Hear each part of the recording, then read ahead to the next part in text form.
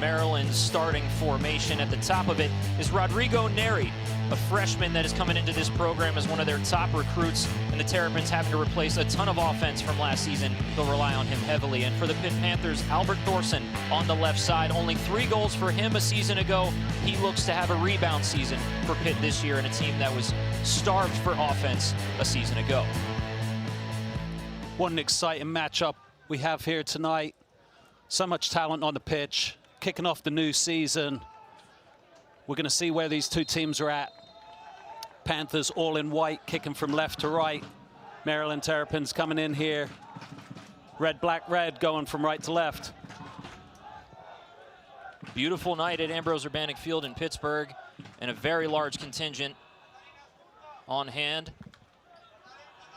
Bleachers are full. It's always great to see. Both these programs have large fan bases that they've grown from the bottom up. And it's turned into an absolutely beautiful day here in Pittsburgh. And if you weren't in Pittsburgh today, let me just tell you, it was not this way all day. And it never is, right? It always changes. Nice ball up top.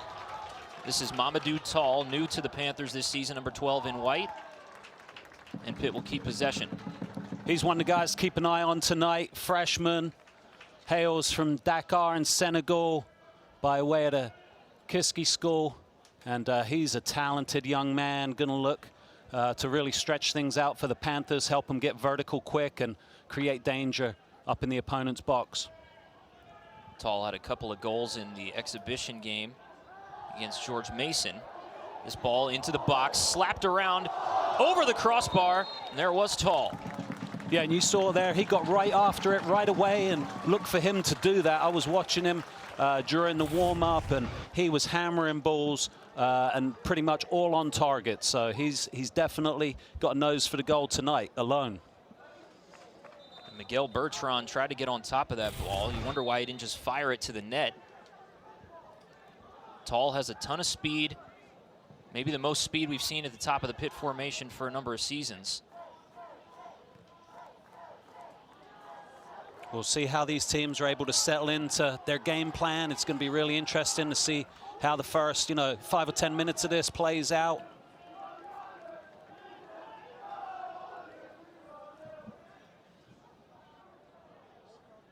Maryland pushing forward. There's Cool in the middle. And the Terrapins turn it over. Up top again for Tall, and he's able to get on the other end of it. Nobody in front of him. Sent across the box, and nobody's home. It's the second time Lauren Mack has had the ball come his way.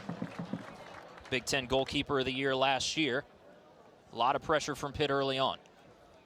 Yeah, and it was Tall putting pressure on Jace Clark in the back there for Maryland. He's one of the newer guys along the back line for Maryland. They lost 3 real standouts across that stellar defensive unit from that great team last year, and that's one of the areas that you're going to look for growth with this Maryland team this season, to see how they're able to replace those really strong players that left last season. Good pressure from Bertrand up top. There's Jace Clark. Injuries for a couple of years, played right back a little bit. Now he's more centraled up into the right center back position. And among the lost back line starters from last year, Luca Costabile now moved on to Toronto FC2. Lasse Kelp, who's local with the Pittsburgh Riverhounds, and Tristan Rose is in USL 1. So a lot of experience lost for Sasho Surofsky, not only on the back line, but in the attack as well. Saddam Mazareka with 9 goals last year has moved on to the Colorado Switchbacks, and that's where Rodrigo Neri, who we told you about a few moments ago, is basically slotting in to try and replace him, along with Dominique Ayala, a Lindsey Wilson college transfer, number 10 in red. He's on the top right of the formation. Both coaches were talking to us this week about how excited they were for this matchup, but also how much they plan to learn about their squads tonight. The preseason really just been going for a couple weeks. This is the first real game. You can play as many preseason games as you want, but until you get out here on day one, you don't really know what you have a lot of the time. And especially for these young guys maybe making their college debuts tonight, it's a different pace, it's a different level of play, and it takes a little bit of time to get adjusted to it. What a treat it is, David, to have this matchup between these two head coaches. Of course, old foes in the ACC, Sorofsky with Maryland and Jay Vidovich with Wake Forest back in the day. But they've kind of renewed their rivalry, if you will, over the last few years, playing some exhibitions against each other. And then last year, Pitt went down to Maryland and lost that game in the early season. It's not often you get two coaches in the top 5 and active D1 winningest head coaches on that list playing in the same game. Yeah, I mean, in terms of coaching matchups, you can't get much better. And, you know, I know a lot of times that's how they build games up in Europe, is who are the coaches going at it. And so it was interesting talking to both of them because they feel like their teams are in similar positions, lots to figure out for the season. And I think certainly Coach Vidovich told us if we were to play Maryland later in the season, it would be an entirely different game. And you know, that's something that these teams could run into as the season progresses. But it's curious to think how it could play out later in the season. But the thing I give them both credit for, both coaches, is scheduling a game like this on day one and not being afraid to play, you know, top programs throughout your schedule. And they speak so similarly about the way they build their teams and how they approach this particular game that it really is a measuring stick game. They want tough out-of-conference opponents so that they can see where they are right away. They'd rather grow through the pain and figure out where they are than figure it out in October or November, because that's when it matters most. If you play these games in August, both of these coaches believe you find things out early, you get better later. Absolutely, and we used to talk all the time about, you know, there's no place to hide in college soccer. So if you've got a weakness or a flaw, the sooner you can find it and fix it, the better off you are. Pitt with the majority of possession in the first handful of minutes to open this season. Jack Moxham in goal with the ball at his feet now for the Pitt Panthers. Played every minute for them last season after assuming the role from Cabral Carter the year before. Moxham was stellar last season, despite the Panthers having a tough defensive year. Yeah, Moxham's been an impressive leader for this team and strong contributor. Definitely one of the guys that paid his dues. You know, I think Coach Vidovich reminded us how he, you know, didn't play his freshman year, didn't play much his sophomore year, but then came on last year and started and played really strong throughout the year, was the guy. And I think he's a young man that's really primed for a strong senior year. Two goalkeepers that are similar in the way that they play the game. Good shot stoppers, way to get their back lines organized. Maybe a little bit undersized, but they make up for it by playing big, and they also help the build out from the back, both of them strong-footed. Jack Moxham and Lauren Mack. Yeah, it's going to be tough to score on those guys tonight, so the forwards definitely got their work cut out for them. Cameron Scretchen, number 22 in white, wins the corner for Pitt. And Stretchen, I was watching there, he did a really nice job of getting up and supporting the attack, and really he was up ahead of Thorson, really providing good options down that left side and putting pressure on the right side of the Maryland back line and testing some of those newer guys early. Scretchen, new to the program from Nashville, Tennessee, transfer from Xavier. Played 14 games for Xavier last year. This short corner comes in from Bertrand. Back out top now. It's Ethan Pendleton, right back for the Panthers. Transfer from UCLA. Into the box now, Scretchen. He'll take it across the end line for a goal kick now coming from Mack. And when Scretchen pushes up like that along the left-hand side, that allows Thorson to drift more in and play more in a central role and be more of a number 9 type target. So you're seeing some of that tactical mobility on the part of the Panthers, and we'll see it throughout this game. Panthers have looked a little bit more of an attacking threat, been more in the opponent's half first 8 minutes of this game.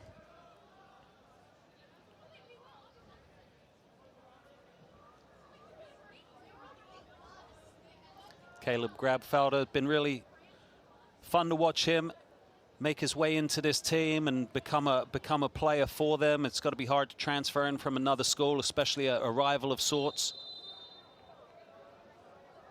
Foul near the box. Coming the other way. Grabfelder should be a big impact player for these Pitt Panthers. A Penn State transfer, 3 seasons there, 9 career goals in almost 50 career games. Got drafted a couple of years ago, chose to come back to college. When we spoke to Jay Vidovich this week about where the goal's going to come from for a team that last year had only 20 goals all season, the lowest output for the Pitt Panthers since Jay Vidovich's first season back in 2016. He named a couple of guys, but he made sure, he said, I think Caden Grabfelder is going to get to the back of the net a few times this year. Yeah, I mean, he's scored goals at this level in big games, and so certainly you'd look for him to flourish here at Pitt. Nice ball up top by Elisami, and Scretchen gets rid of it. It'll be a corner for the Terrapins. There's Dominic Ayala. So major goal scorer for Lindsey Wilson College in the last couple of years as he transfers into Maryland. And our first look at a set piece. See some of the big guys from the back getting up into the action. Henry Bernstein will take it. Sophomore anchor in that midfield. Loose in the box. There's Moxham. Able to snag it out of the air as Rodrigo Neri got his head on it. Put it on frame. Wheels, you were talking about how Pitt's going to score goals. Last year they didn't score as many as we're used to them scoring. I think just 20 on the year, and 14 of those goals left in the off season through graduation or leaving, and so that's a lot of goals you got to find when you didn't even score as many as you would have liked to begin with. And so Jay talked about the strength of the collective and the strength of us. He's looking for every player to contribute to the goal scoring from the front to the back, and he believes he has a lot of guys that can do it. Certainly Thorson and Mamadou Tall leading the way, but also Anders Bordoy, Carter Cope, Miguel Bertrand. We're going to see Grayson Carter probably coming into this game as well. And so there's certainly guys that can put the ball in the back of the net, and I think they'll be looking to do that more consistently as they grow into their college careers. Saeed Elisami fires it toward the goal, and this one goes in. Saeed Elisami with the opening goal of the season for Maryland, and the Terrapins take a 1-0 lead. It's a huge goal for Maryland, gets them the start that they want. It's going to put Pitt back on their heels, slightly against the run of play, but they'd had more of the ball the last couple minutes. Pitt's going to have to pull himself up off the mat.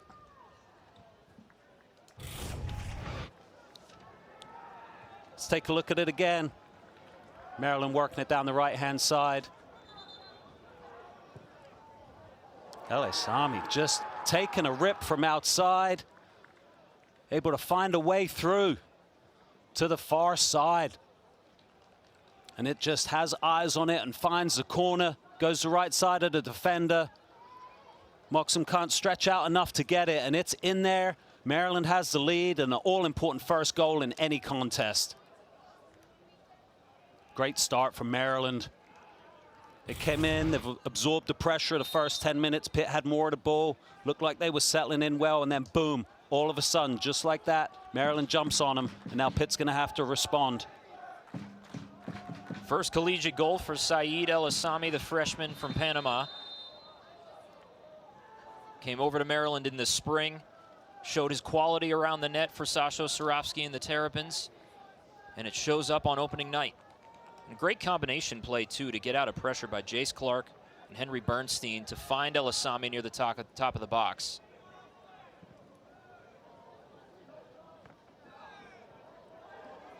And those are the types of lessons you learn in meaningful college soccer games. Here's a run by Indranika. Back to Elisami on the left. Centering up, and Grabfelder's there. And now you can feel the confidence shift in the game a little bit. That's what the first goal will do for you. Oh, for sure. And I think those are the challenges the game provides. That's what we're all here to watch. And so let's see what it does next. Albie Indranika, the left foot, offside. I mean, that's a great start for Maryland. That's exactly what they would want. Really positive, taking a whack. You know, you can't go wrong taking a shot on goal. And that ball's just got eyes on it. You know, I think that It looks like Wetzel's jumping, anticipating the shot to go higher. It stays low. Maybe it was a slight miss kick. I'm not sure. It didn't look like a miss kick. It just sort of looked like he went to a side that Wetzel and Moxon weren't expecting.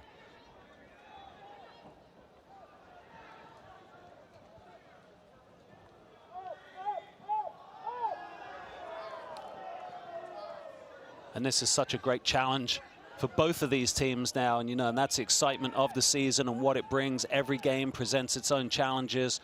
Obviously, every goal presents a different scenario. The way that momentum shifts in this game, it can shift on a dime.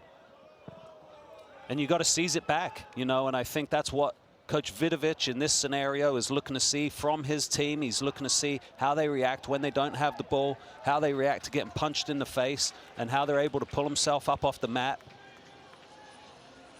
And likewise for Maryland in the first 10 minutes, it was Pitt as the aggressor, and Sasho Surofsky's Terrapins with a bunch of new guys on the field combine and find a goal, absorb that pressure, as you said.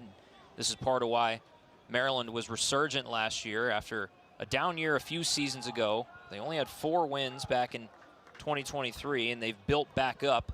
Last year they were undefeated in the regular season, entered the postseason as the #1 team nationally before losing in the Big Ten tournament and then eventually falling to the eventual national champion Washington Huskies 3-1 in the round of 8. And it's a team that coming into this year, Sasho Surofsky feels he has found more depth. He thought that they fell in the tournament last year because they didn't have enough depth to withstand injuries and illnesses late in the season. But now he feels like the bottom half of his roster is closer to the top, and they've done a nice job replenishing that depth and some interchangeable pieces that I'm sure we'll see tonight. Absolutely, and let's be honest, to win a national championship, you need almost every single thing to go right. And I mean, you have a lot to go right to get to the last 8. You've got a lot that goes right to go undefeated through the regular season. And so, how and when the unfortunate incidents hit you, that determines different things. And so the season is a marathon and not a sprint. We talk about it all the time, the ups and downs, and you got to keep fighting every time and every situation. And that's exactly what these coaches teach their players to do. I think, they demand excellence from their players. They have high expectations. And so absolutely these guys are going to keep working for solutions, keep making adjustments, keep challenging their opponent to find ways through and find ways to break them down. We hold things up in the center for a moment. Might have substitution. Coach Surofsky's talking about, we know what it's going to take. And I think that was really important. He thinks that the experience of going so deep last year really taught certainly all the returners a heck of a lot. Ref's calling the players off for a second, so we'll see what's happening here.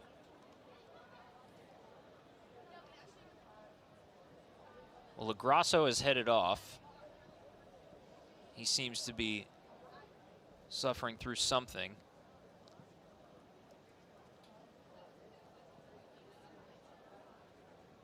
Christian Lagrasso, new to the program as well. Transfer from NJIT, a Jersey native.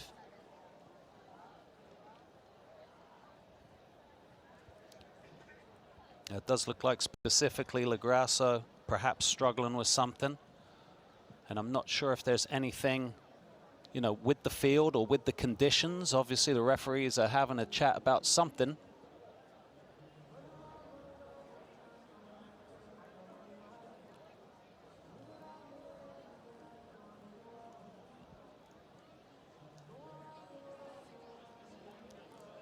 Okay, so maybe there's some blood on the pitch or something.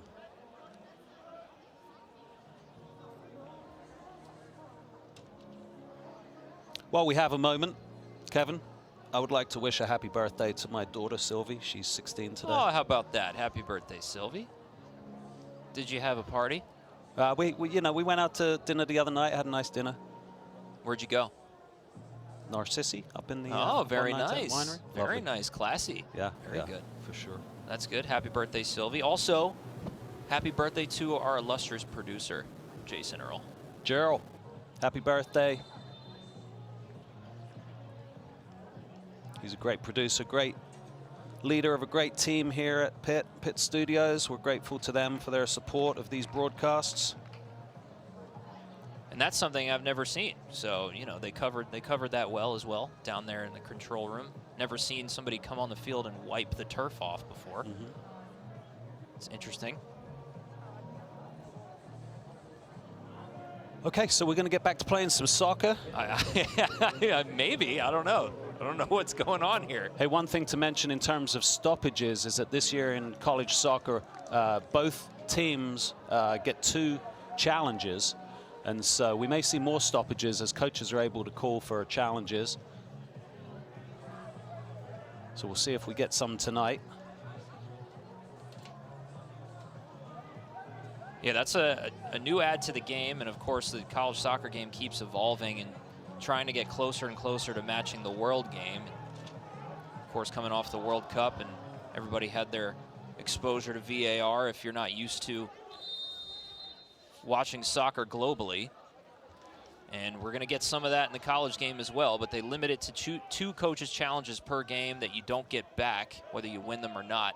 And then a referee in the final 10 minutes of the game can initiate a review on pretty much anything. The list is pretty long, so I'm sure we'll see one tonight. If not tonight, then you'll see it a lot this year. Nice back touch by Tall, sent across the box by Bertrand. Thorson can't find it, and now Scretchen will collect.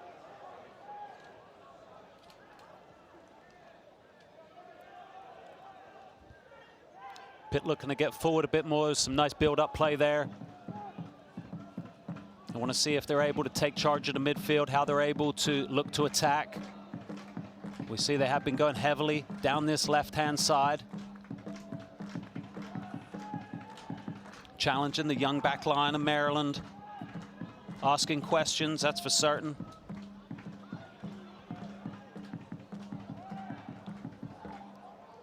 Sent away by Farouk Cisse. Scretchen with it again on the left. Seems to be a featured part of this Panther attack in the early going. Yeah, I'd say he's seen a lot of the ball down that left-hand side. He's really been getting forward. We've seen the Panthers do this where they kind of slide to a 3 at the back and one of the fullbacks slides up high.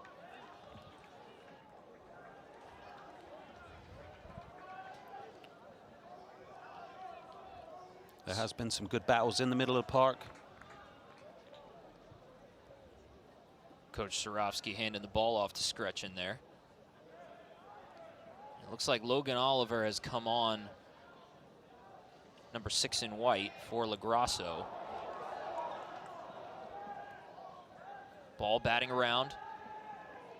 Fight for it continues. Fischel sending it up. Now Ayala. Pitt with it once again. I think one of the things I always look for on the first day is players' endurance. Obviously, it's the first game. You haven't built up that game endurance yet. There's nothing like playing a proper match. And so we'll see how guys wear down as this contest wears on. Ball loose in the box, poked away by Fischel. Heads up play. That looked like a dangerous ball for Anders Bordoy on the backside. Oh, it sure was. It was dangling there, asking to be poked into the back of the net, but Anders couldn't quite get there. The turf bouncing around. It was Thorson laid it through. A little out of Bertrand's reach, and then Bordoy also couldn't quite get to it, but positive attack and movement by the Panthers. Bordoy, the left-footed strike. Looking for Scretchen in there. Now Bertrand keeps it alive. And over the back of the net, Pablo Portero on the other end of a header. We mentioned the depleted backline of Maryland losing a lot of experience, and the same thing goes for the Panthers, but in a different form. Nicholas Sorensen out tonight. See that boot on the left foot. ACC preseason watch list in the top 100 by Top Drawer Soccer, and an all-ACC freshman team member 2 years ago. Center back for this team and can also move around the pitch on pretty much play any of those backline positions. Big-time leader for Pitt, and they'll be without him for a while. He's definitely a big loss for Pitt from a playing standpoint. But Coach Vidovic talked about how he's really stepped up from a leadership standpoint despite the injury, so that's really positive to hear. Maryland been moving the ball around quite nicely here, pushing it through the midfield.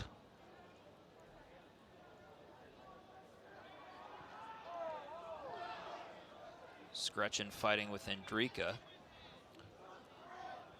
Really busy first half for Scretchen. I feel like we've probably seen the most of him.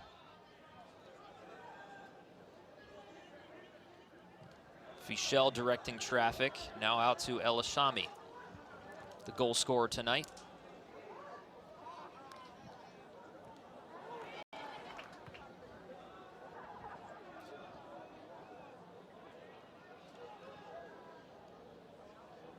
It's turned into a really nice college soccer match here. Both teams finding and enjoying good periods of play.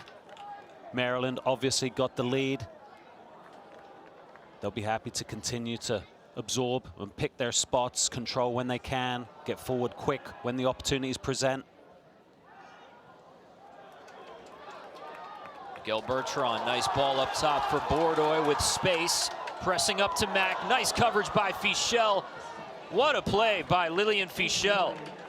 I mean, that's a great play by Fischel. I thought Bordoy was in for sure, so that's tremendous recovery speed to get back there and nip it away. Look at this beautiful ball through by Bertrand. That is absolutely sumptuous.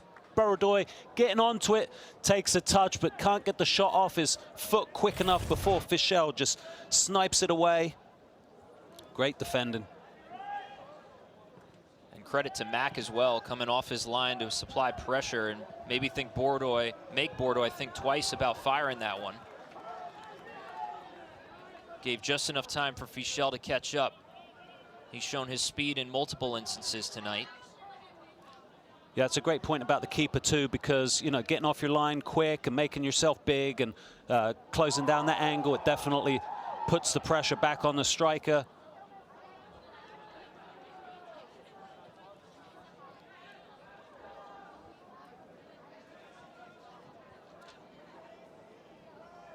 Sasho Sarovsky says that Lauren Mack is, in his mind, one of the best goalkeepers in the country.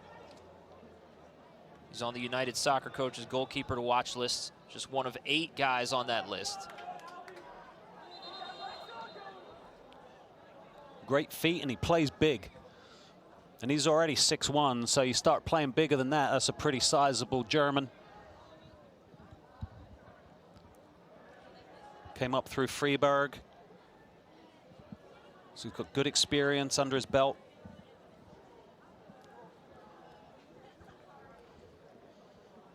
Look at that, David. Some of his fans here tonight.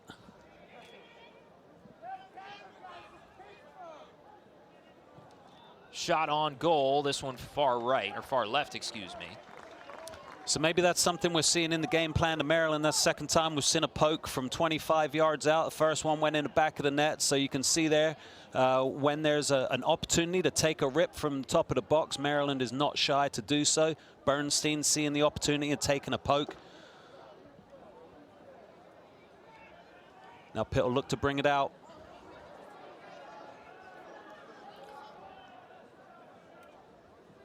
So Maryland finds the ball back real quick, and now they're going to possess and look to turn the screws on the Panthers a little bit.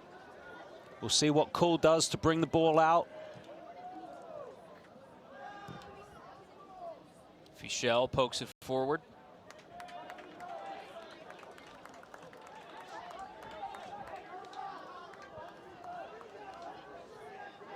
Ethan Pendleton making his first start for the Panthers at right back today, taking this throw in.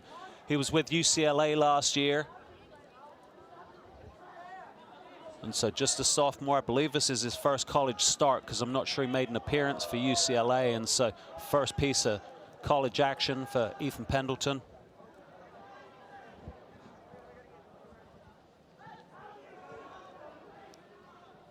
Fischel loses it. So I think we're seeing some of what the coaches expected tonight. We're seeing some really nice things, some really good play from guys, nice touches and great movements, and then we're also seeing some clumsy stuff and some mistakes. And I think that's very typical of what we're going to see on the first day. And I think that's part of what's going to make this a really enjoyable open match, is the fact that, you know, mistakes are going to be made, and maybe it's not going to be quite as tight and quite as clean as this matchup would be later in the season. So we can enjoy it for not being quite as perfect as it might be at another point in time. But for a first game of the season, it's looking pretty good so far. Play continues. Crowd doesn't like it. And that's that cool grab Felton matchup we wanted to see tonight. Cool wins this battle. Leon Cool, one of the captains for Maryland this year. And he's really been setting the pace in there. He's sitting in there in the 6, and he is regulating everything. He's calling the shots left to right, up and down. He's directing the tempo of the play.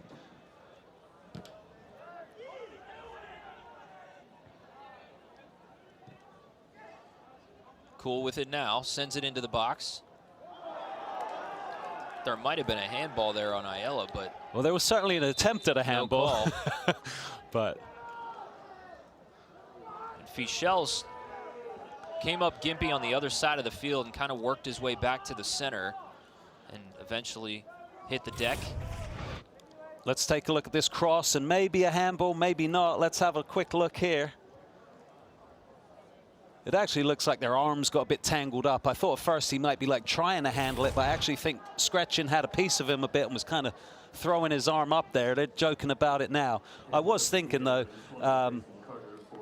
you know, Ayala's come out at NAIA, where they probably don't have video replay too much, and so, you know, you might get away with some stuff at NAIA that you're not going to get away with here in a Big Ten ACC matchup.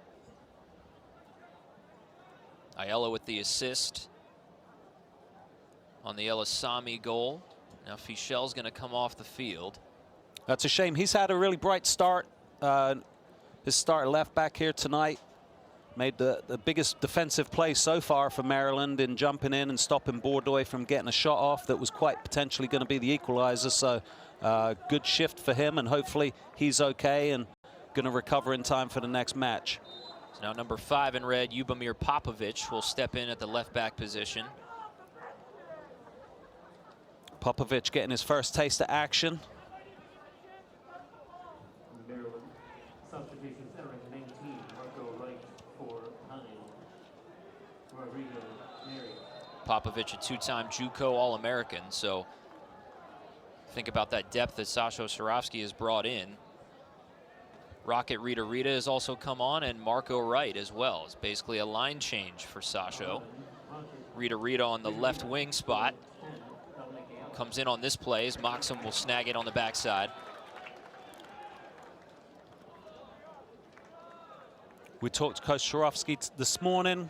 He told us, you know, how he was going to play this game, essentially, that he was going to rotate his front 4 players, that the endurance wasn't built up yet, that we were going to see a whole host of attacking options. He considers all of these guys starters. They're all capable. Out wide, sent in, over the top of everybody. It's Marco Wright, newly into the game with the chance. United Soccer Coach's midfielder to watch list. Was first team in the conference last year at Campbell, transfers into Maryland this season. Playing his 50th career collegiate game tonight. So he's bringing in good experience and a good nose for goal. Going to be excited about this opportunity. Getting a solid 20 minutes at the end of this first half, and that's the opportunity to earn more time in the second. So that's something that you love at this part of the year, getting opportunities, being able to prove it on the field. And just like mistakes get punished, great actions get rewarded, and this is a tremendous opportunity for all these guys to show their coaches what they can do in a full format.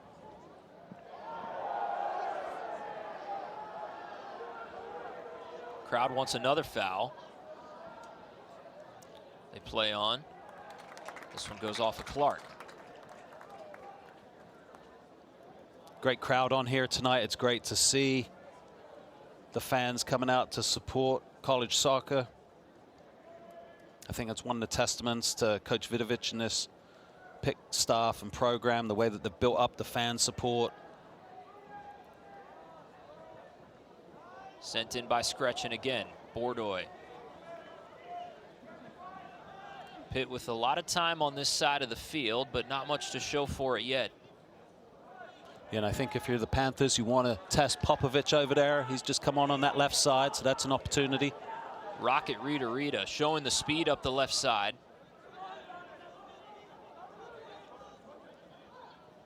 Cuts it back right and taken away.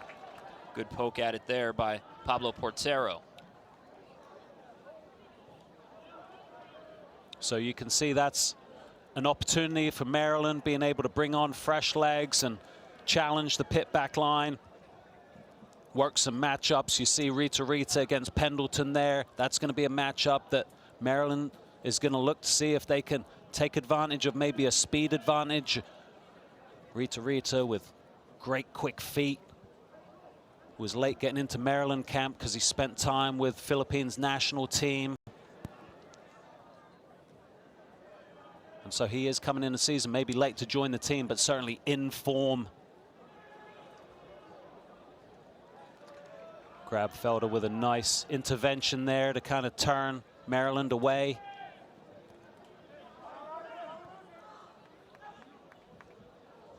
Nice touch by Cool. Now Andronika. Popovich back to Cisse and circling around now for Affini. Andronika on the end of a run. Can he get there? No. Deep in their own corner. Pitt will throw in.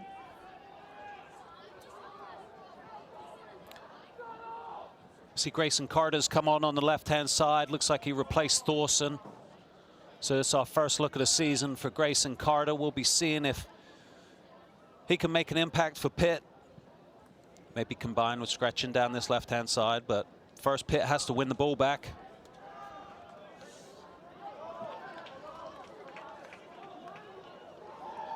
Nice touch again there by Tall. Seen a few of those this half. I think Tall and Scretchen have made their presence felt so far for Pitt. Of course, a number of names for Maryland have showed up already. Elisami with the goal. Dominique Ayala with the assist on that play. Some of the mainstays as well. Leon Cool showed up. Rita's been bright since he's come on as well. Yeah, for sure. I mean, there's a lot to watch here, yes. To be honest with you. And there's a lot to try to absorb, but obviously it's exciting for these teams. About 30 minutes into the game, so it's a critical period.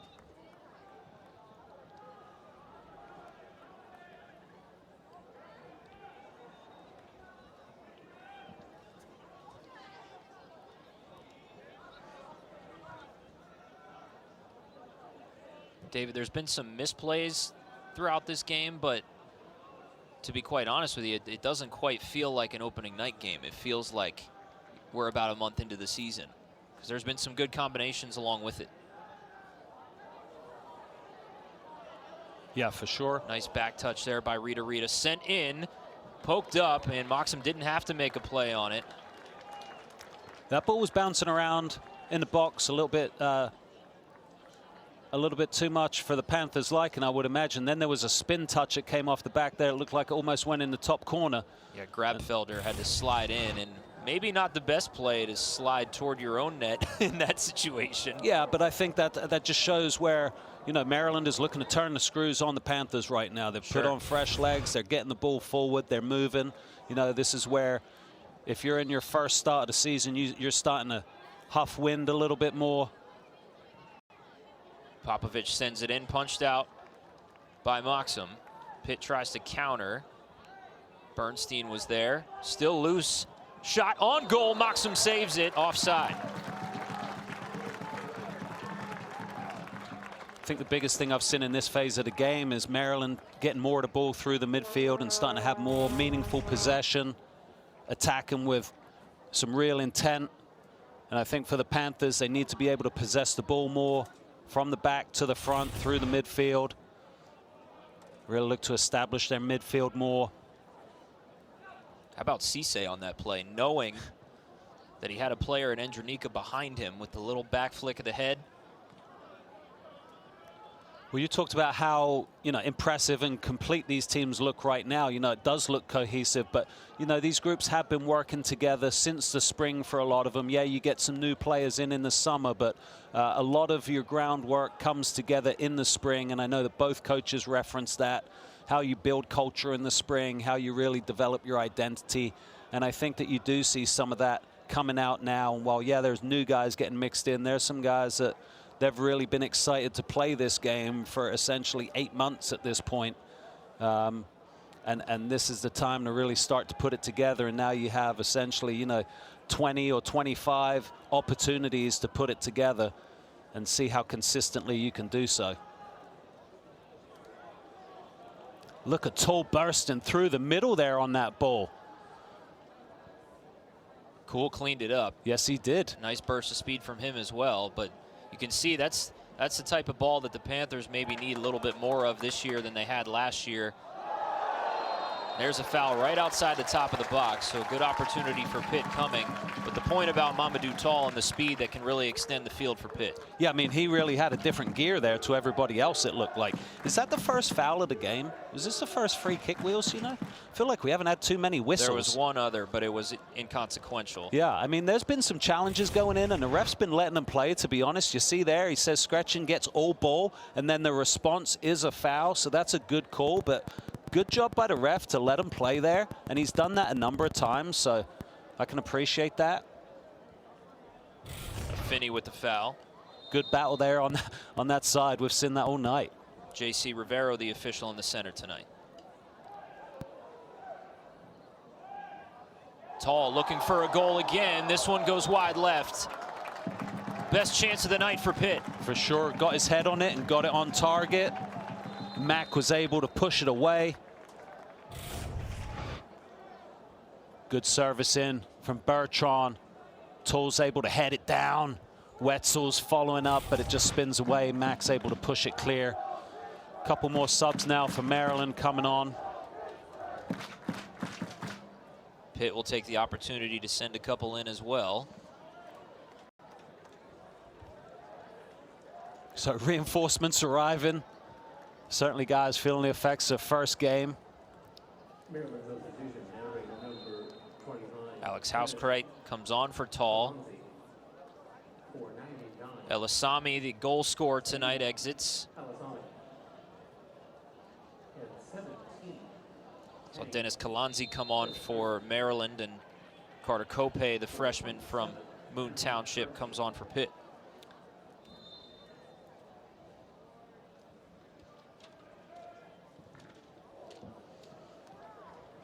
Carter Cope is someone that Coach Vidovic is very excited about joining the Panthers. Says he's had a good preseason. He was really exceptional in their last preseason game against George Mason. Says he plays with a bit of a chip on his shoulder and gets out of tight spaces and does a great job reading the game. So, nice hometown kid joining the Panthers. Bertrand to take a corner again. Curling in, and Mack punches. Straight up in the air to the top of the box. There is Cope. Tries to send it in and stop. Now a counter coming from Maryland. Full speed ahead for the Terrapins. Kalanzi. All individual action on the left side. Rita keeping it in. And it'll settle with Maryland's back line and Cisse. Maryland doing a nice job of switching the field. Pushing it around, changing the point of attack. Moxham there again on the cross. Finney sent it in from that right back position.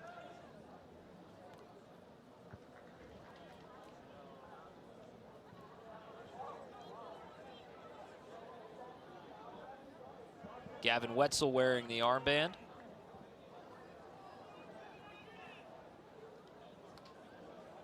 I think Moxham might be as well, but I can't see it, Wheels. Yep. It might blend in with his attire. And Logan Oliver being the third to round out that trio of captains for the Pitt Panthers.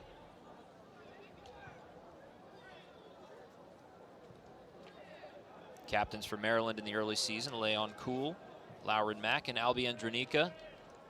Three mainstays in the starting lineup from a season ago, a team that went to the round of 8 and fell to the eventual national champions in the Washington Huskies.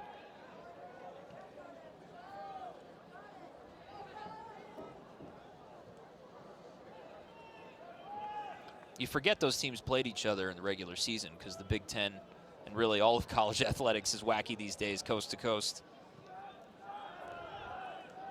Yeah, you got to just focus on what's in front of you, I guess. Yeah. That's what you got to love about these out-of-conference games early in the season. You know, if Maryland and Pitt weren't in close proximity, this game maybe doesn't happen, especially early season. You don't set yourself up for travel like that, but it's a privilege we have to see these two coaches go at it tonight. Jay Vidovich, Sasho Surovsky. Nice move by Kope to get around the corner, sends it into the center for Housekrek. And Pitt's going to earn a corner out of that. Yeah, got cleared away for a corner. Kope was really tenacious down that right-hand side. He was really going at Popovic here, trying to find a way through, and eventually does. Look at that, just bearing his head down and turning the corner. Gets it around. I think it was Jace Clark cleared it. And now Kope will take the corner as well.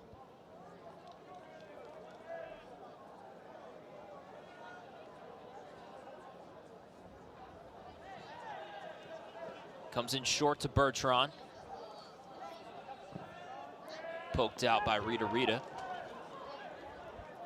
And it went off of Bertrand's foot, so Maryland will take it.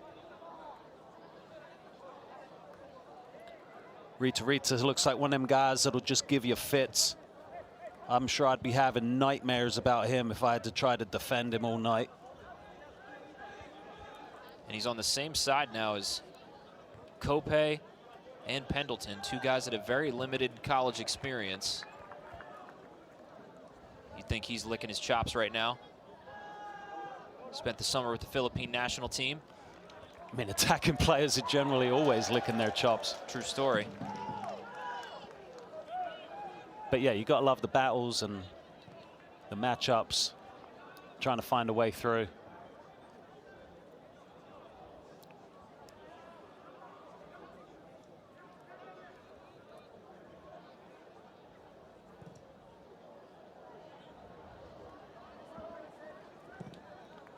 Coach Vidovich talking to us this week about how he looks to get vertical. They're going to look to get vertical a bit more this season. They want to be more dynamic.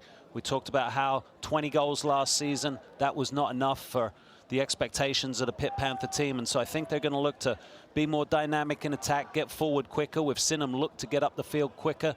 And we've seen some of that addition of pace into their lineup. So we've seen examples of them getting forward quickly. But again, that can leave you susceptible. And when Maryland wins it back, you've got to be able to recover quickly. And that's part of what is going on here in front of us tonight, is figuring out, you know, how you work together as a unit, that collective. And you're seeing it on both sides of the ball.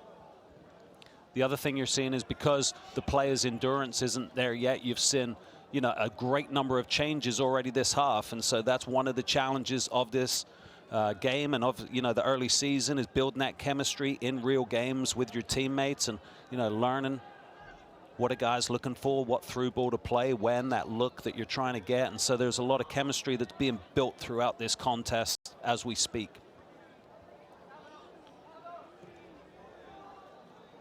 That's the amazing thing about college soccer. You talk about the spring, of course, and there's plenty of time spent there, but then you kind of have to take a little time off, and then players kind of go their separate ways. They play for clubs, whatnot. They finally get back together in the preseason. You only have 10 days before your first game happens, and you get a couple of exhibitions in there, but there's really not a ton of time. And on top of that, people often forget that everybody's gearing up for classes, and then a lot of these foreign players come in, and they're not only acclimating to college soccer, but they're also acclimating to going to college in America and how to deal with that. Yeah, a ton of challenges to those scenarios, and it's all accelerated by an extremely challenging timeline, an extremely aggressive timeline in terms of, you know, when you come in for camp, how many practices you can have, and, you know, how many games you can play, and everything's really condensed. Nice ball up top, again looking for Skretchen. Grayson Carter with a chip, backside for Kope, puts it on net, and there's Mack. Nice combination through the midfield and to the back post for Pitt.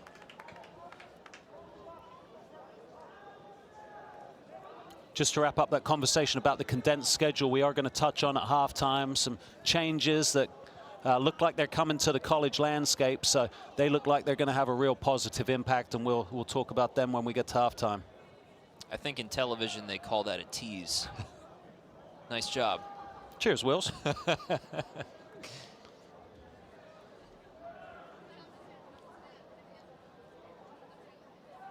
That's the type of stuff I was working on Wednesday when you were flapping in the wind.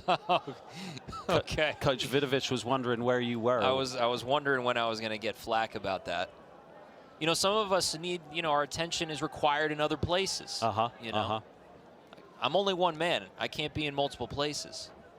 I just thought it was a strange out-of-office memo to get. Yeah. I am in the wind. Yeah, I know you're very demanding.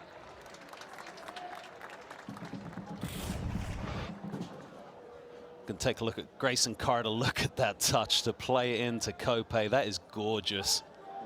And so again, that's the type of thing you see it on day one and the goalie saves it, but you see that in a month and that might go whipping into the top corner. Right. And that's what's exciting, to watch a team build and grow over the course of a season. That's obviously what excites us, being able to watch these two teams go at it on day one.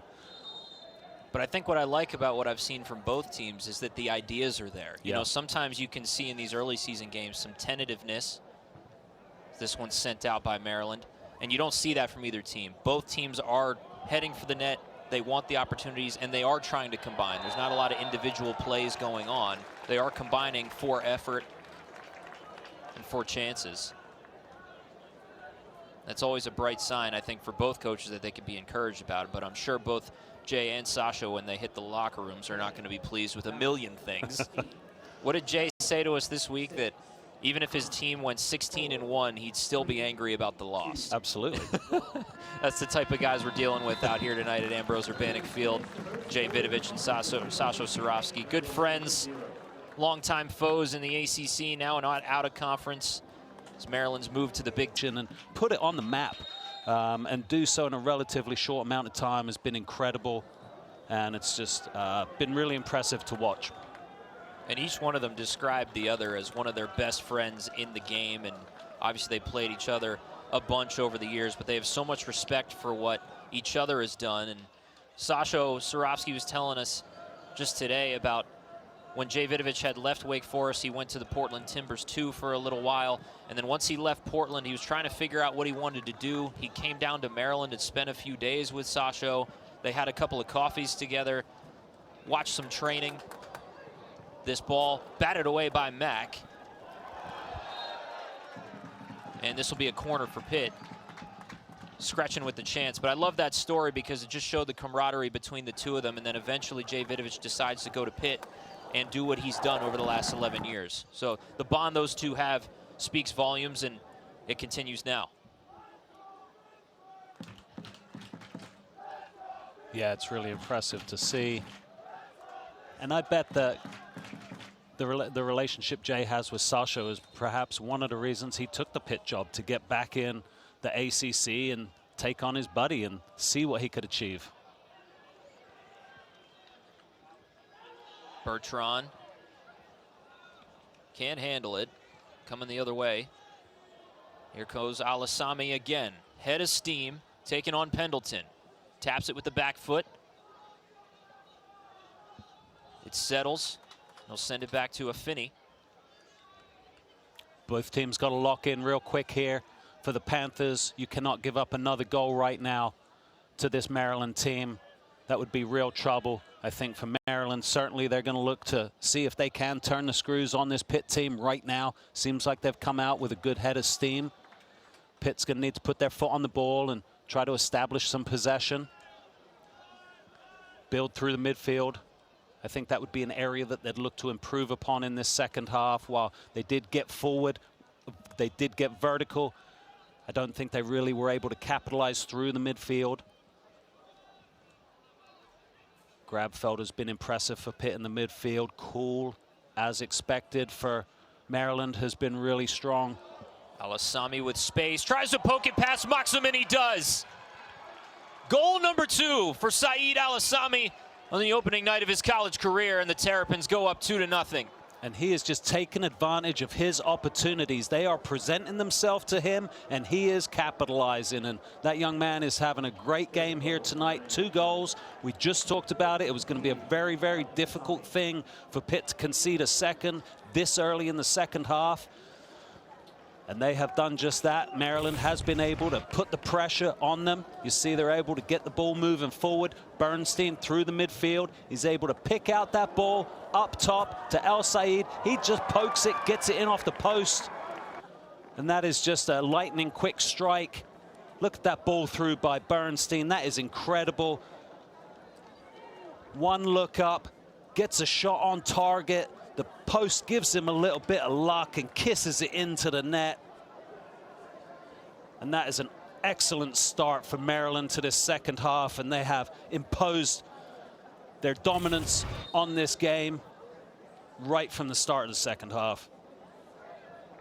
Just as you got done saying, playing through the midfield and controlling it, Maryland has done that for the lion's share of this game, despite the possession numbers tilting in favor of Pitt. As you said, it was a lot of the possession deep in their attacking half, a lot of corners. Maryland sunk back and was organized to keep them away from the box, but Maryland has controlled that midfield, and Bernstein showed his poise there. What an outside foot flick along for Saeed El-Assami. 2 goals in his first career collegiate game. I mean, that's a great start. And I'm not sure you could draw it up much better, maybe one more. Yeah, I mean, he's on for the hat trick right now. That's and he's got, 40 minutes plus to go for it. I don't know if his coach will leave him out there that long to go for it, but he is absolutely going to be thirsty for it.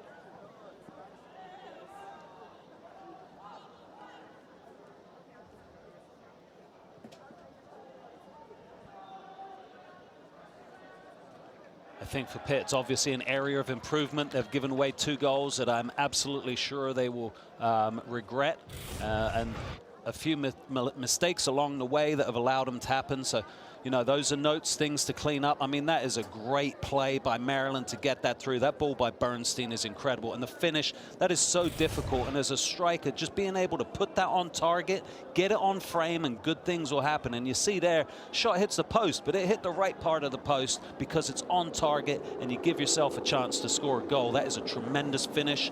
And that young man has had an excellent 2 excellent contributions to this game. As you said, took the quick look up, realized Maxim was coming, and instead of playing with it, as maybe you'd see in a lot of these early season games, all right, let me touch it, let me bring her outside, let me see if I can shoot it around him, just get it on net, and some magic happens. Yeah, and I think that's a difference from the Bordeaux opportunity in the first half.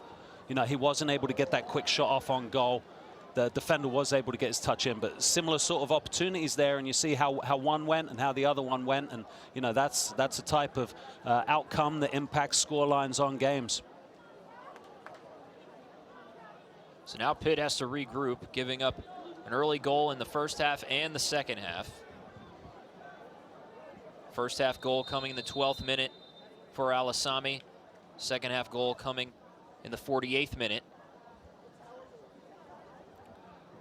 Cisse to the turf now to regroup.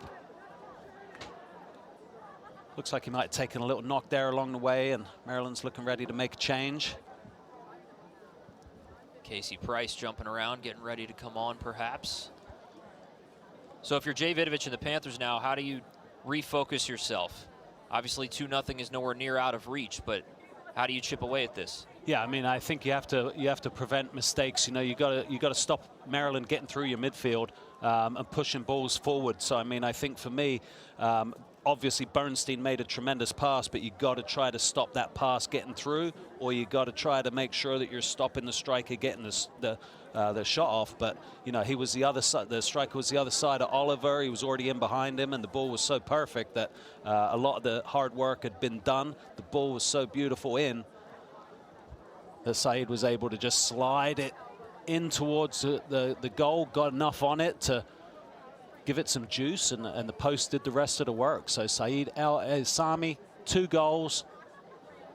The freshman from Panama City, Panama, is making quite the splash on his Maryland debut. And you know, I was going to say, I was going to have something to say about wearing number 99. You've seen some non-soccer numbers on these guys. Look at his first goal. You know, I'm not even sure if he took a look, but he just put some juice on it. I think he saw how much available space was on that right side of the goal. Here, Bernstein's ball through. By the time Oliver realizes that El Isami is over his shoulder, it's too late. He gets the shot off. Moxham isn't able to get a touch on it to push it away. And those are the margins that make differences in games. And so credit to him. That's a great start for him. You wear number 99, young man, and you make number 99 famous soccer number. That's what I say. We got an 88 out there. We got a 90. Got all kind of numbers. You know, it used to be 1 through 11, and so, you know, I'm starting to break away from traditions. I mean, makes it easy to remember, that's for sure. Absolutely. And how about Bernstein, too? The primary assist on both of those goals. You didn't see it in that particular replay. We've shown it a few times, though, where he comes out of the corner in that deep touch line on the far side with Ayala, and he takes that touch and immediately finds Saeed Al-Assami at the top of the box. And then the second goal, the vision to see him on a run. Just brilliant play by Bernstein, both occasions. Yeah, I mean, he's out of the Philadelphia Union Academy. We've seen a lot of young players come out of there with, I mean, they're ready for the show, and you can see he is developing into a fine player. He's got great size on him. The way he moves the ball, almost effortless. I mean, that touch off his right foot, pushing it with the laces, just the right amount of touch and pace. Beautiful. Looking for Scretchen up the left. But a nice job by Afeni to take it away. We don't see Mamadou Tall out there, David. Albert Thorson has been toward the middle of that formation, and so Tall on the bench to start the second half. Well, I think that's part of how we've seen coaches manage their squads throughout, you know, the changing evolution of college soccer, but now you don't get the re-entry, and so coaches manage how they rest players and when they choose to give them their second half run. I'm sure that the coaches wanted to give Albert Thorson some time in the number 9 position, and so Pitt is definitely experimenting with different combinations of players in different positions. And also of note, we haven't seen Christian Lagrasso since the first couple minutes of the game. He came off with a knock and he has not come back. He's seated next to Tall on the bench now.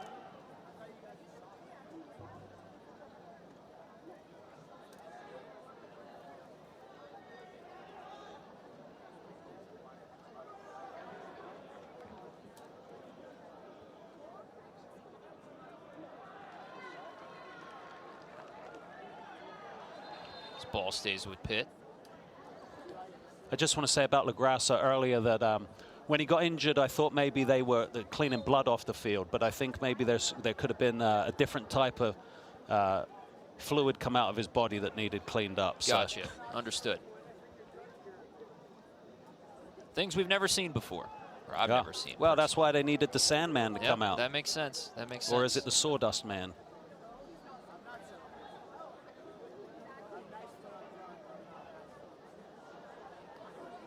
That was a good time for a while we have a moment.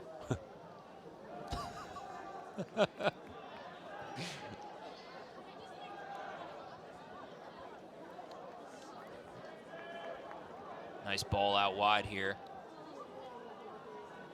Albi Internica dancing on the left. Sends it in and across the end line. Andronika is going to be playing a larger role for this Maryland team this year. He led the team in assists last year, but I don't know that he started every contest. He's going to be a contributor on a very, very large scale this year. I think he might be out there, you know, from start to close to finish every time. I mean, obviously, guys need breaks, but he is the type of guy that can fill in at different types of positions. He's one of the type of guys that coaches love to have. If you can play multiple positions, versatility, good head on your shoulders, you can read the game, and he's that type of player. Second team All Big Ten last year. He's fought through some serious injuries in his career. Versatile attacker, moves the defense. We've seen that on display tonight.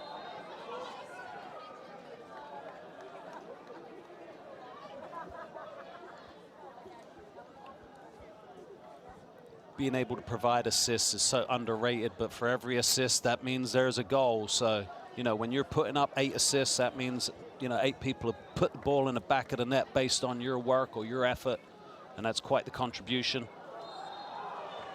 Rodrigo Neri almost had a takeaway. Foul called.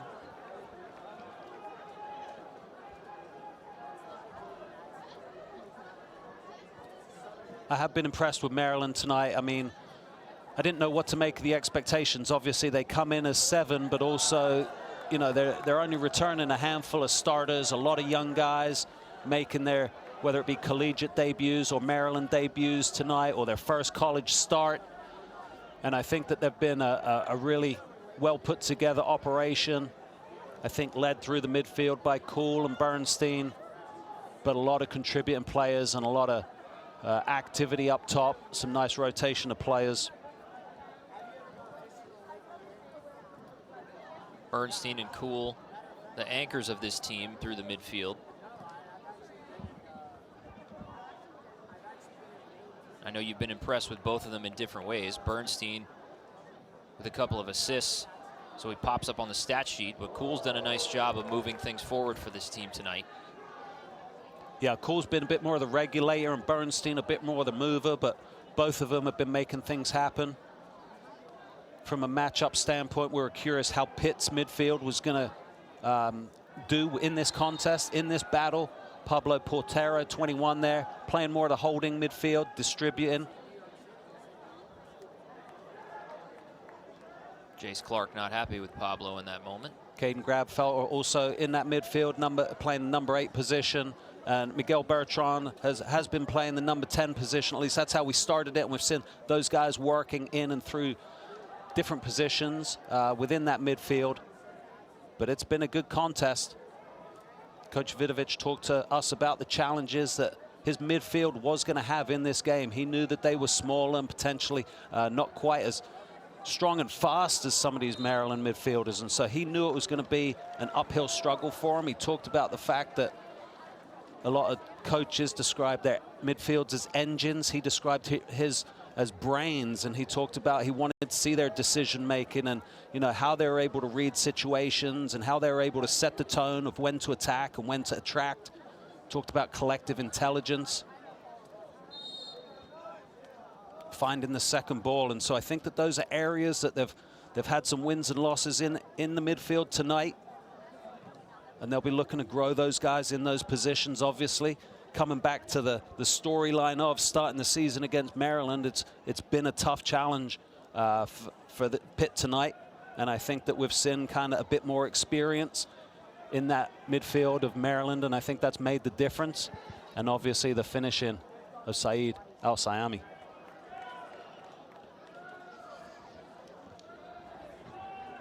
Game has settled down now a bit in the last 10 minutes or so.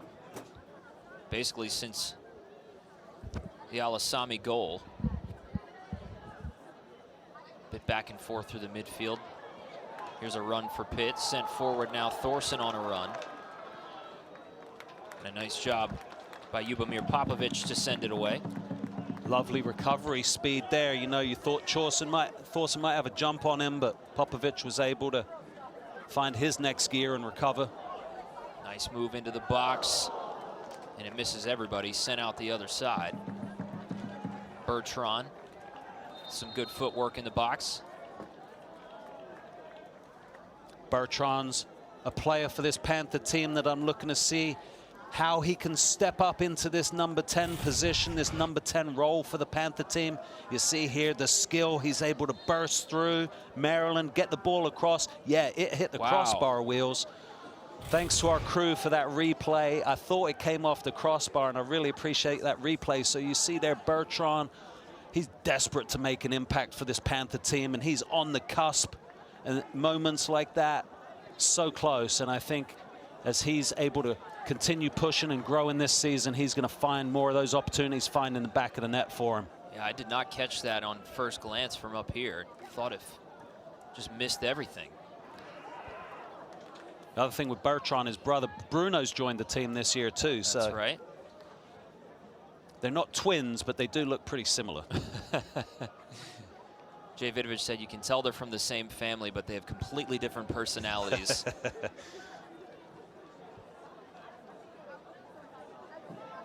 That would have been a gorgeous goal from Miguel.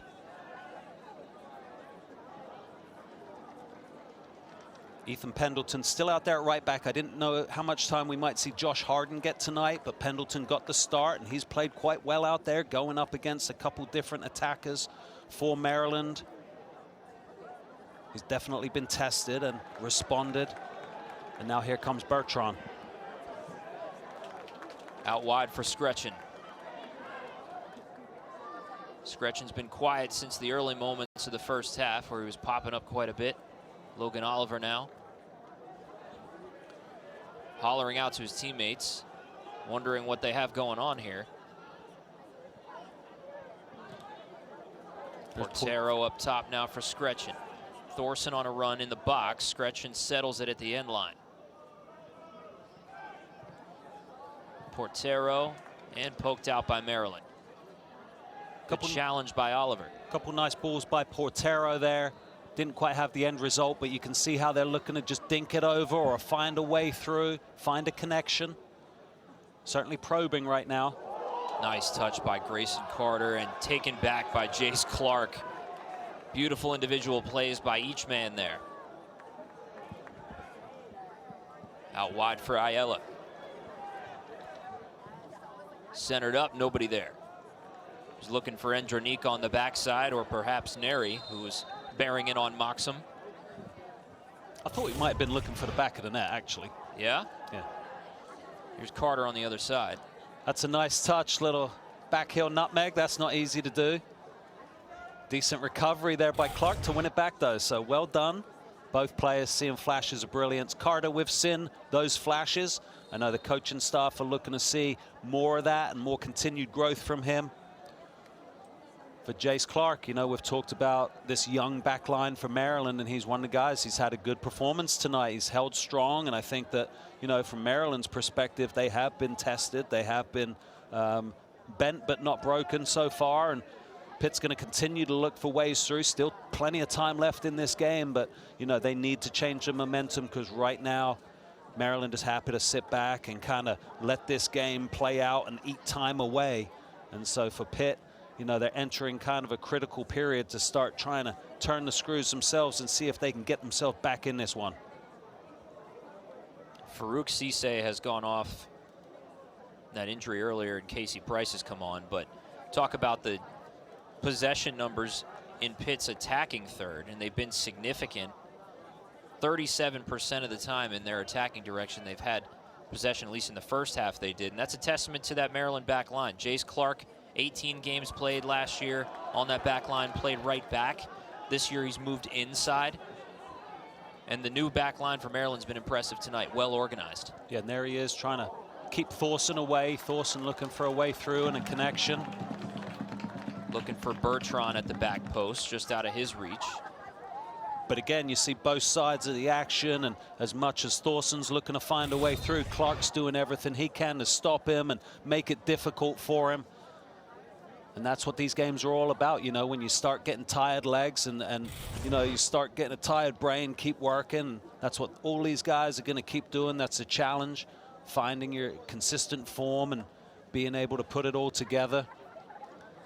Looks like these guys are going to get a slight break right now. I think that's Ethan Pendleton down on the ground. Yep, Pendleton down. And I think something that we've seen a lot of guys go down today, but something that's really critical is, you know, you want to get out of these games as healthy as you can. And the more that you can do to do so, you want to be able to address that. We'll see what adjustments Pitt is able to make. I mean, you mentioned that Mamadou Tall didn't start the second half, so, you know, you're assuming that Pitt's looking to bring him on later in the second half, potentially, assuming that he is healthy. And so, you know, that there will be opportunities for Pitt to change the momentum, create different matchups, and really see if they can get the next goal in this game and see if they can push the outcome as we get down towards the 90th minute. And when do you see Tall come back on the field? 8 shots for Pitt, 5 for Maryland.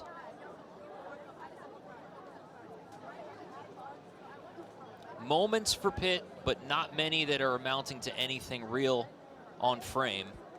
Lowry Mack's been good tonight as well at the back for Maryland.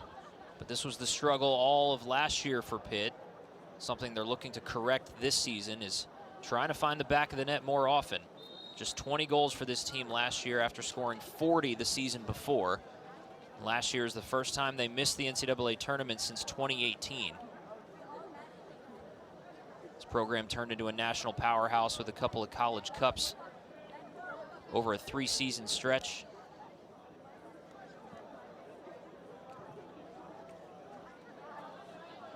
Looking to return to that sort of prominence this season. Thorson misses this one, challenges Clark.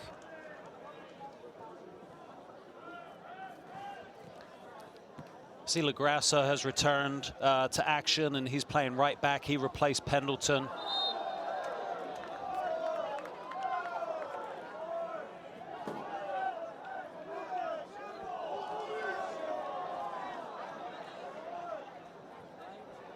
Good to see LaGrasso back after leaving early in this match. So he slots in at right back.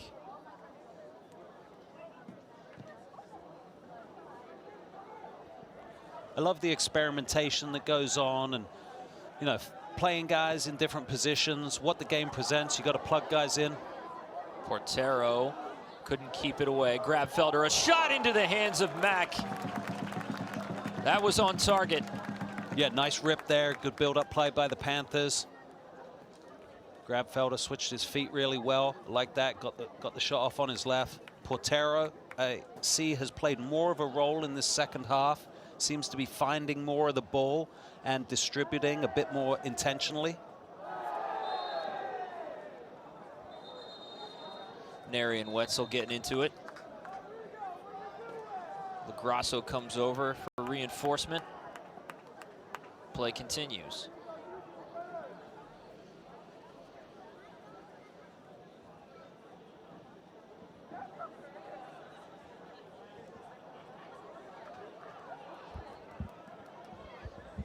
Seen a little bit of that bite from both teams tonight. Would you like to see in the season opener? Yeah, for sure. I mean, it was always going to be that way. You know, 2 programs like this, there's too much pride, there's too much, you know, talent. Too many good players for this not to be, you know, a strong contest. These guys are all here for a reason. Well, you see there, Portero. Grabfelder switches it from his right to his left real quick, gets his shot off. And here's some of your chippiness, Wheels. Nice little shove to the back there, we'll call it, from Neri to Wetzel. Those guys introducing themselves to each other. And Mamadou Tall is back onto the pitch for Pitt.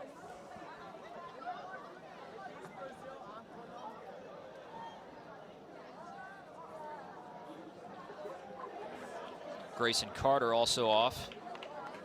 Bordoy back. And Thorson has come off now for Pitt as well.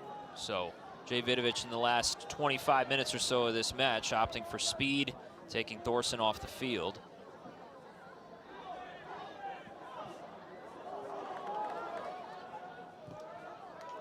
Almost a mistake there by Maryland, but Mack was so high and quick and out.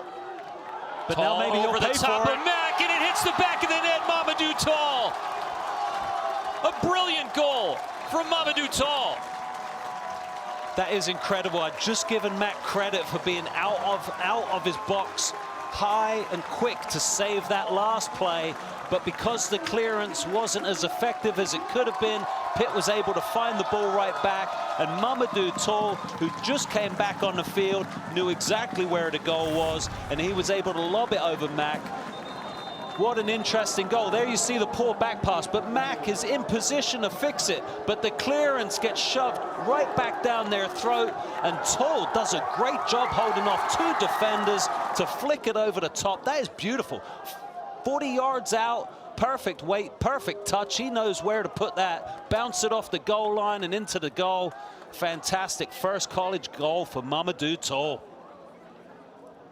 Moment of brilliance for Mamadou Tall just moments after coming back onto the pitch, but hold on a moment. Officials will look at this. Well, if I'm a coach and I've got a review, I'm gonna use them, and so I think we're gonna see a lot of this in college soccer this year. I think we saw it in the World Cup. If you start looking at soccer enough, you can find something wrong with plays. So we'll see if the refereeing staff find something wrong with this. I'm not exactly sure what specific area is being challenged, if it was a foul or another infraction. I'm hearing it's offside. Thank you to our studio for telling us that. So they're looking at this for offside. It is a Sasho Surovsky challenge. First one we'll see of the 2026 season. We'll see what we can see on our replay here. So we'll see when the ball comes back up. If anyone's offside, it does not look to me like they are. No. Oh, but actually, he's behind the goalkeeper, and the offside rule is I see that. That actually is offside because there's only one defender behind him, and that is, I'm not sure who that Pitt player is, but there's only one player behind him when the ball is kicked. And I believe the offside rule, I haven't read it in a while, but you know, whether it's the goalkeeper or another defender. So I think this will not count, but we'll see. It's going to be good. Let's see if he tells us. It's a goal. That's a goal.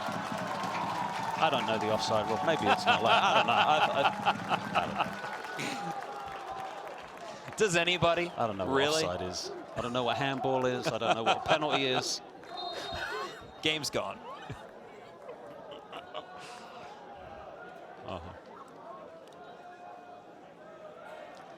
The potential is there that Miguel Bertrand, who was in an offside position, did not make a play on the ball and therefore did not interfere with the play.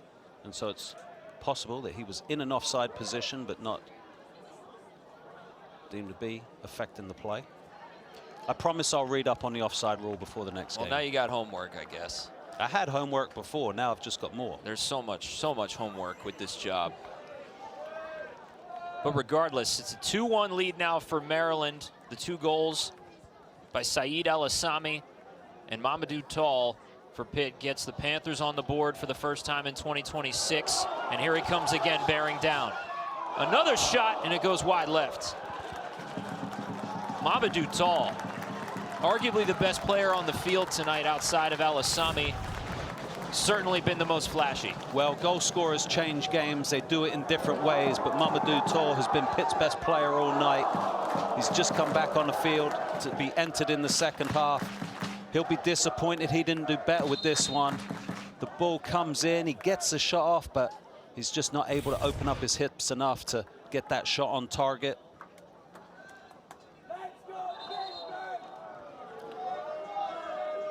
But I love for this game that Pitt has scored a goal, because I think at 2-0 the game was sort of dying a little bit. You know, Maryland was going to be happy to protect what they had and not really look to get forward that much more. But I think now at 2-1, everything's tighter. Pitt has more confidence, more momentum. Maryland is now forced to find a few more answers and see if they can reestablish their will on this game. Start to see a little bit more of the ball. Bernstein has it taken away. They play on. Bordoy. There's some bite for you. Tall is lurking on the left side. Here it comes. Crowd can feel the momentum. Out to Scretchen. Centered up. Just out of the reach of Kope. Oh, what a difference a goal makes. The momentum of this crowd has changed. There's more juice. You can hear the Panthers getting into it. Look at that recovery tackle there. I believe that's Portero. And then Pitt is on the attack. Scretchen gets the ball in. Kope isn't quite there, and Popovic turns it away, but Pitt asking a few more questions in this last 10 minutes, particularly since Tall has returned to the game. Nice moments from back to front, and again, right after the goal, you can feel the momentum switch, just like it did for Maryland on the first Alasami goal in the first half. After Pitt controlled the first 10 or so minutes, Alasami scores for Maryland, and everything kind of changed for a short time. Same thing happening here. This ball in the box, toward the net, blocked out. Kope tries to get on top of it, and it goes out the other side. Can Tall get there? Yes, there's enough spin on it where it settles. He sends it in. Scretchen is there. This one out the left side. And the Pitt crowd continues to get into it. Corner coming. Panthers creating some chaos in the box there. It's bouncing around like a pinball. Cross comes over. Looks like Tall got a touch on it. Defender gets a touch on it. Scratching. Tries to turn it in towards goal. I think that's cool with the header away. So this is where it's at. We're battling for the last 20 minutes. Comes in short.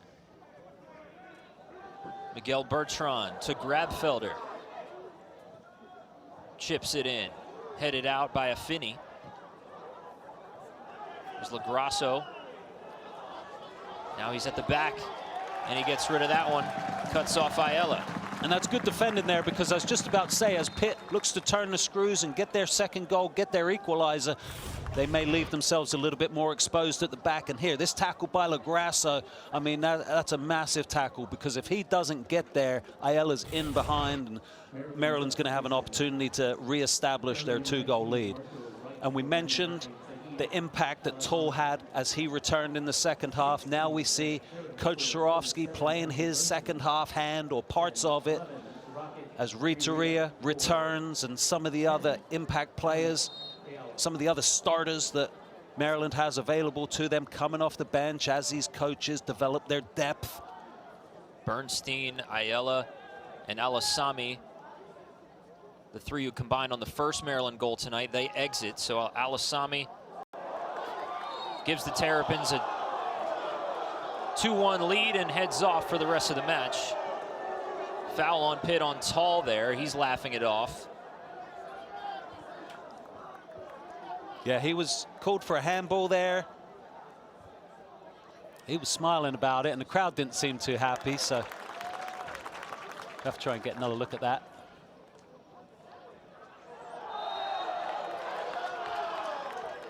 Cole with the shirt pull there. Let's get back and look at this handball here. Yeah, he kind of flips his wing at it. You can always tell when it just dies as it's moving. It's like, okay. He had a guilty look about him. That's why he laughed it off. Yeah. Thanks for cleaning it up. I was looking down and assumed it was a foul.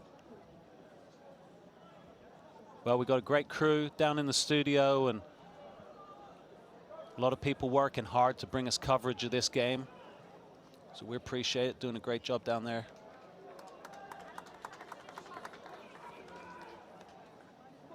I mean, just working on your birthday is a testament, right? Shout out to Jason Earl.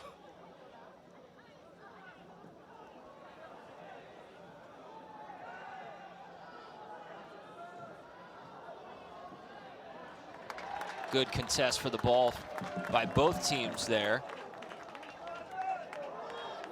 Quick restart, almost turned it over. Pitt retains possession up through the midfield. Here's Grabfelder with a head of steam. A lot of green in front of him. Out wide for Bordoy. He's got a strong left foot. Cuts it back in. Pokes it through. There's Tall. Too many red jerseys around him.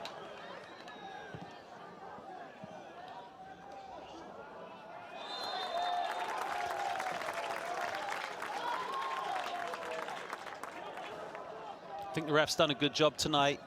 Got to give him credit. It's his first game of the season as well, so I think he's had a good control of this game. I think he's let the guys play, but also you know, managed it in a consistent manner. So well done to him.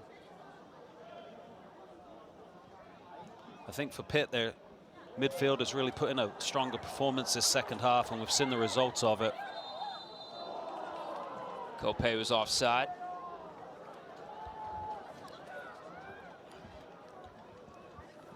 Kope's been very busy, as advertised. He's been putting himself about. He looks like he's willing to be a little terror out there and really get after the ball, create problems for the opposition. Just a real persistent attacker out there. Got a great engine on him.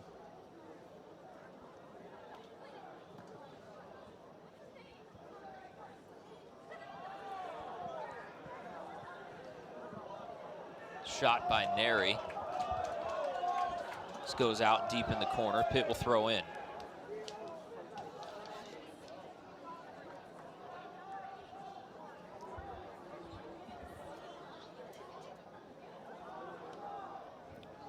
I think Scretchen's had a really good debut for Pitt, a left back. Been impressed with him. He's been really active down the left-hand side. I think he's defended well, so I think he's really played his role well. Looks like he might be getting a bit of cramp there, so we'll hope he can continue.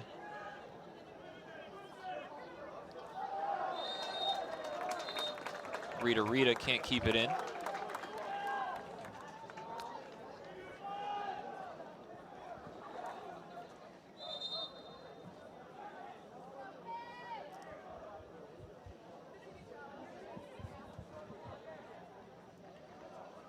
I loved how Coach Zorowski was talking to us about how they spend a lot of time working on teaching the players the history and the culture of the program. I loved hearing about that. I think it's so important. Also, the expectations of Maryland soccer.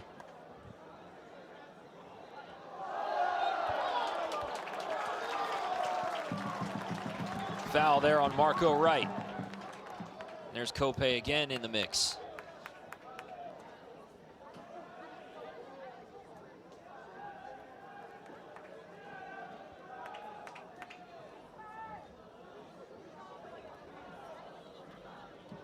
So I think we've had a really good showcase tonight. We've seen a lot of depth off these rosters.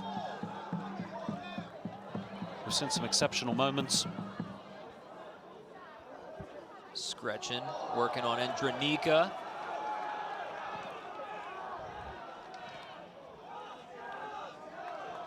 Excuse me, that was Rita.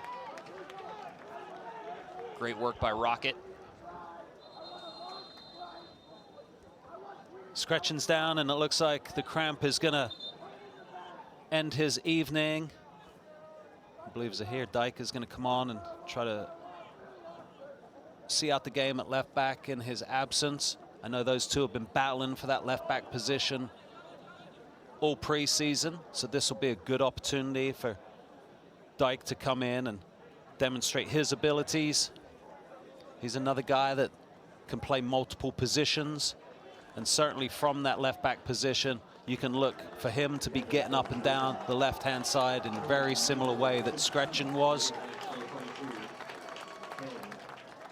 And I think that's a really solid outing for Scretchen. Now we'll head over and do some stretching.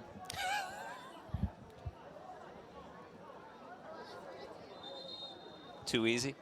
I love it. You know, you can't beat a good dad joke.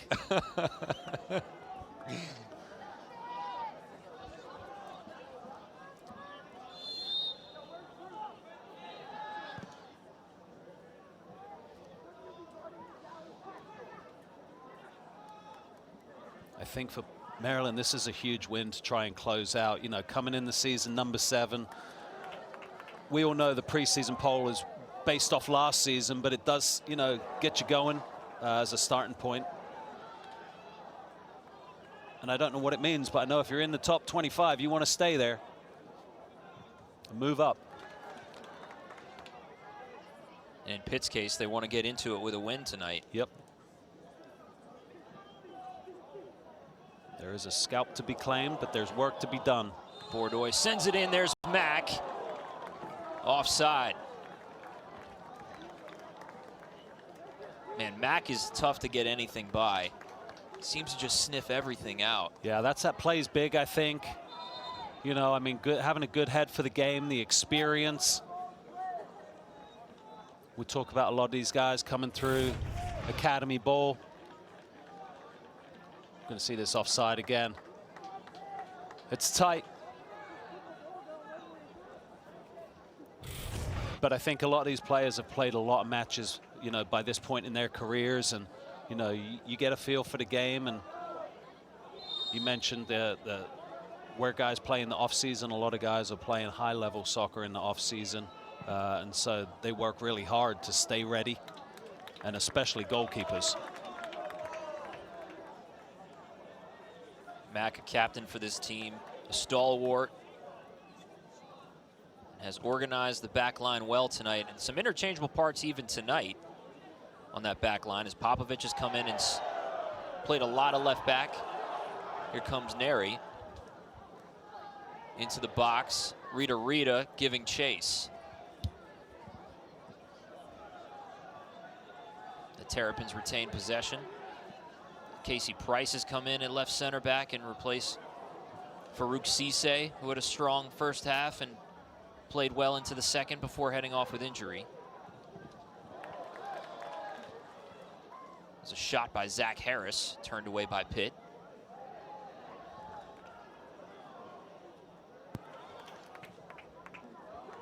And Wetzel clears. Look at Tall with a head of steam, providing pressure. And a nice spell of possession there. You saw Pitt was able to clear it, but immediately Maryland's able to get it back. And I think that this is how they want to close out this game. They want to see more of the ball. They really want to make Pitt chase after it, limit their opportunities to allow Pitt goal scoring chances.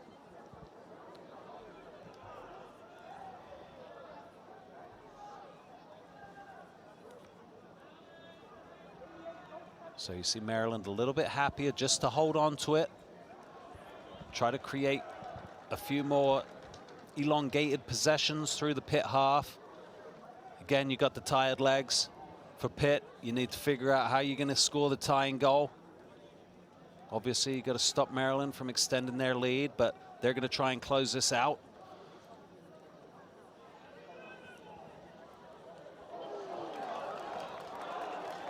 Breakaway by Bordoy.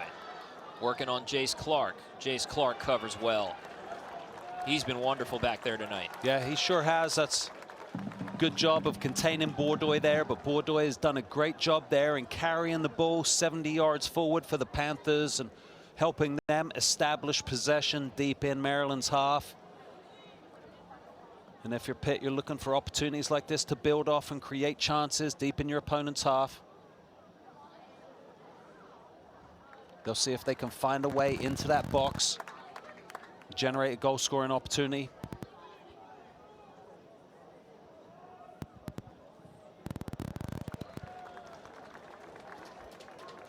Corner coming now for Pitt. Man, what a wonderful game this has been tonight to open the college soccer season.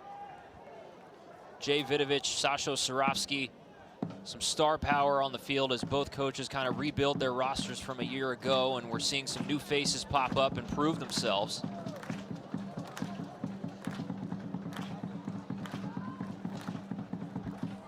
Pitt a large advantage in the corner department. Ball sent in and turned away by Popovich. LaGrasso, service, and a corner coming for Pitt this time. Grabfelder was there, Popovich touched it last. Corner number 11 coming for Pitt. Yeah, I noticed another short one there, and that seems to be a slightly different philosophy on set pieces here. I remember last year, Pitt was packing the 6-yard box, crowding the keeper, swinging balls in. This looks to be a different approach.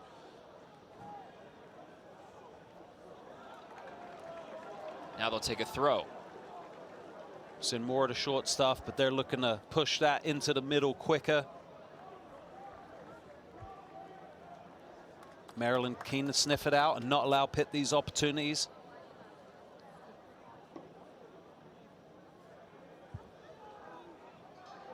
But But you see just the physicality in every challenge, every play. The strength and speed of these players. Again, Popovic making an impact. I think that's something we've seen is, you know, the depth of the rosters and how the coaches have tried to develop that, but also that's what we've seen today. We know both of these teams are works in progress. And so I think for a player like Popovic, this is a great opportunity.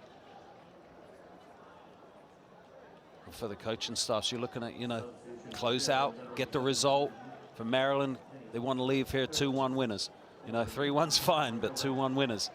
And for the Panthers, they need at least another goal to tie this thing up. And so, you know, different objectives for the last 7 minutes. And we'll see if Pitt's able to find a goal or if Maryland's able to hold them off. Series between these two head coaches, 11-10-2 in favor of Sasho.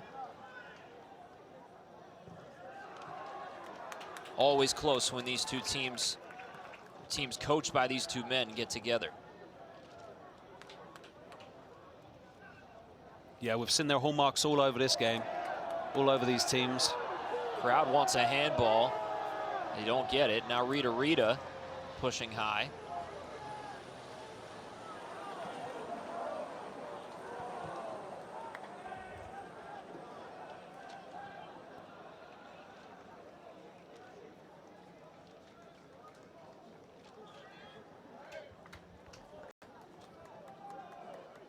Clock ticking on Pitt's night. Just over 6 minutes to play.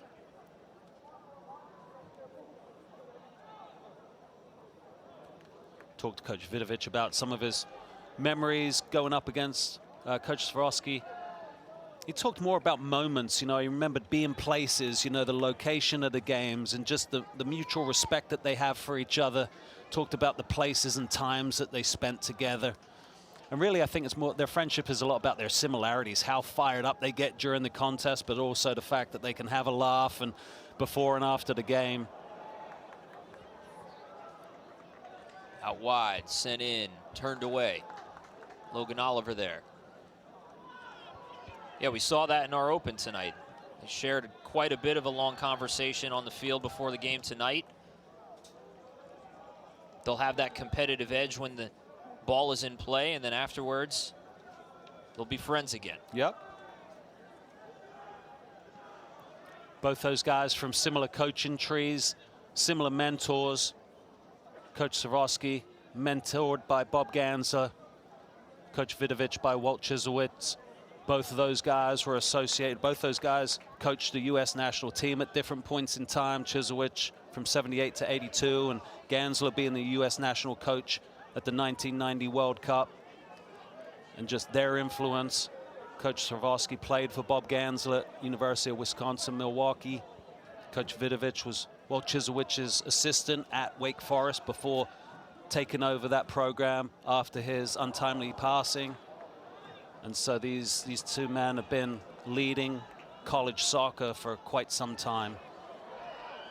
And they took that mantle on from two legends who did it for a long time before them. And so there's a rich history of American soccer right in front of us here tonight. And both these men continue to push the game forward and want more for it as well. Still sitting up by the top. Foul on Clark. He moved in on Bordoy, and here comes a chance for a set piece in a dangerous position for Pitt.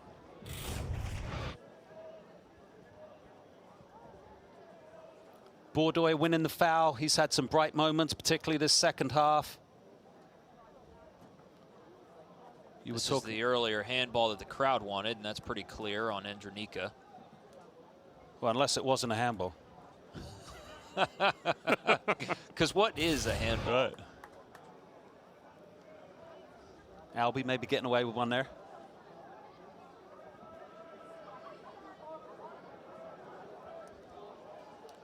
Conversation with Albie now.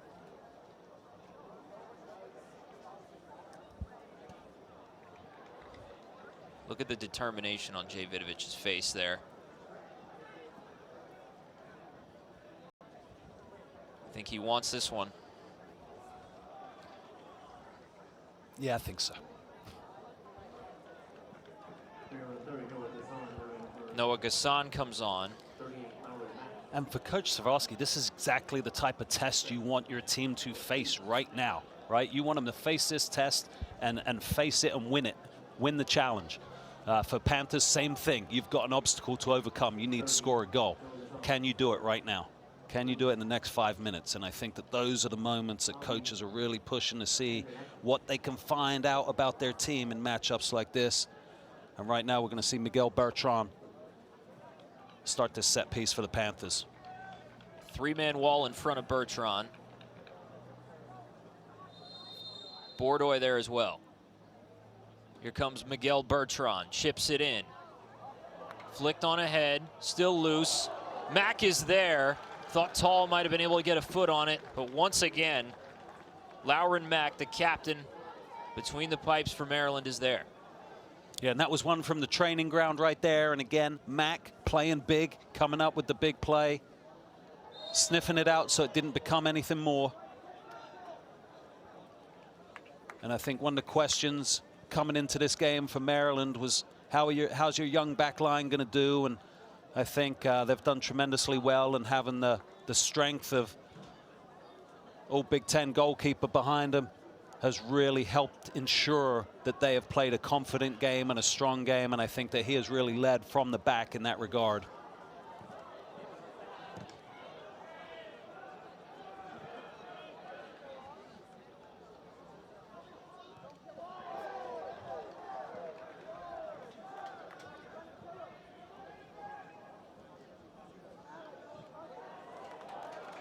Big diagonal ball from Lagrasso out to the left side. Bordoy now.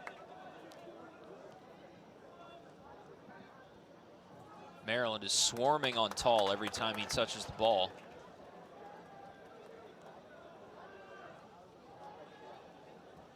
Bordoy makes an individual move. It goes past Mack, but just misses the net. Exhale from Maryland. Disappointment for Bordoy. Great work by Bordoy. Created that goal-scoring opportunity. Let's take a look at it again. Cope is able to find him. Nice turn here, turns the corner, gets a bit of speed, gets the ball across. I think it hit the post. Yeah, I think so too. So that's another piece of the woodwork for the Panthers. Tall was just there as well, so that's a great opportunity created. Is that going to be the last opportunity to tie this Pitt has? Or will they find another one in the next 2 minutes? But that was a great opportunity and a nice effort created by Bordoy. Bordoy hits the post. Bertrand hit the crossbar earlier underneath it, and it bounced out. Two narrow misses for Pitt that, if you execute, could have a 3-2 lead at the moment. But instead, it's a 1-goal deficit. Under 2 minutes to play at Ambrose Urbanic Field. Maryland gains possession back.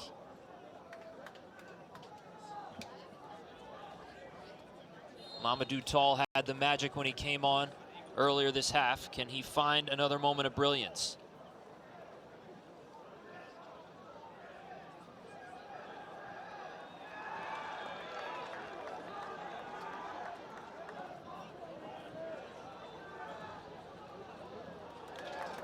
A Finney unforced error turns it over.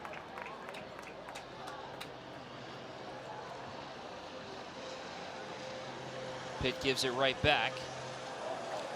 Who is it mixing it up in there? That's number 6, Leon Cool, 89th minute, working hard to ensure that Pitt is forced back and can't get out of their own half. Under a minute to play. Crowd trying to push the Panthers to a tie. Zahir Dyke taken down, no call. And they give it to him. So there will be one last opportunity for Pitt. See if they can find the back of the net.